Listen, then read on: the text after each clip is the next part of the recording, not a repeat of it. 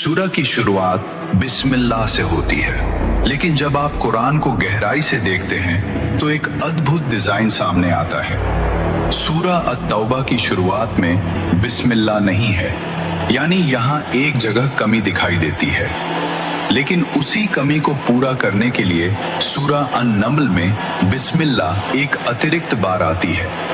नतीजा, पूरे कुरान में बिस्मिल्लाह की कुल संख्या फिर भी 114 ही रहती है, जितनी कुल सूराज हैं। ये संयोग नहीं लगता, ये बताता है कि कुरान का स्ट्रक्चर खुद को गार्ड करता है। Why Bismillah calms the mind?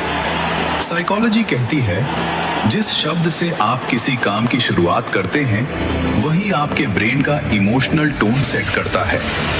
बिस्मिल्लाह का इफेक्ट ईगो को रिमाइंड करता है, तू सोर्स नहीं है। एंजाइटी को सॉफ्टन करता है, कंट्रोल तेरा नहीं लेकिन मर्सी मौजूद है।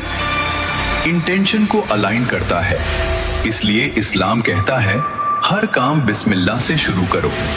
ये रिचुअल नहीं, कॉग्निटिव रीओरिएंटेशन है। Existence before command. अब फिलॉसफी देखो, अगर अल्लाह चाहता तो कुरान की शुरुआत सीधे कमांड से कर सकता था, मान लो, फॉलो करो, साजा मिलेगी।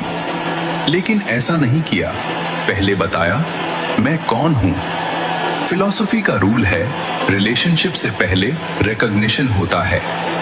बिस्मिल्लाह यही करता है, ये बताता है अथॉरिटी डोमिनेशन से नहीं, अंडरस्टैंडिंग से आती है। Justice versus mercy, order matters. Notice करो, बिस्मिल्लाह में जस्टिस का जिक्र नहीं, साजा का जिक्र नहीं, ये बाद में आता है। क्यों? क्योंकि कुरान का ऑर्डर ये है, mercy, understanding, responsibility, accountability. Psychology कहती है डर से ओबीडियंस टेम्पररी होती है, मीनिंग से ओबीडियंस स्टेबल होती है। बिस्मिल्लाह मीनिंग देता है, साइलेंट मैसेज। बिस्मिल्लाह का सबसे बड़ा सीक्रेट ये है, अल्लाह अपना नाम अपनी रहमत के साथ जोड़ता है। यानी मुझे पहचानो, लेकिन डर से नहीं, भरोसे से। यही वजह है कि कुरान डराकर शुरू नहीं होता, बल्कि सेफ स्पेस क्रिएट करता है।